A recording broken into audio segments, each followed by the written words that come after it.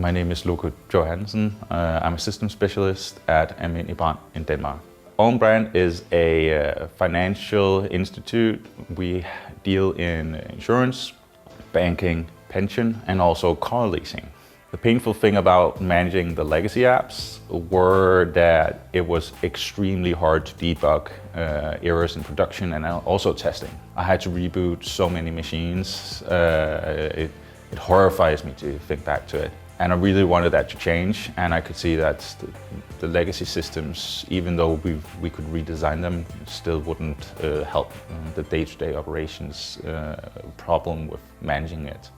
After we had shown that the greenfield applications were running almost perfectly on the Docker platform, moving the legacy applications were a bit easier because we had a base to run everything on, and it was proven already. And we took the largest of our internal legacy applications and converted, so big bang.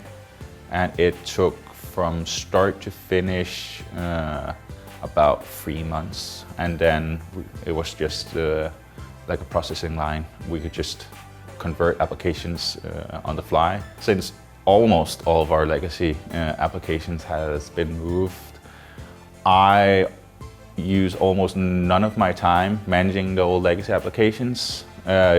What used to be 80% of my time is now maybe 8%. After converting the applications and getting so much more spare time, I can focus that time on improving other parts of the infrastructure, and also just looking a fair bit more out into the future, and also seeing where we can improve on some of our old processes around databases and stuff like that, persistence especially. I could see the different benefits there would be introducing a platform based on Docker. So that was what piqued my interest. I'm an automation guy. Give me an API that I can actually automate stuff up against, and I'm happy.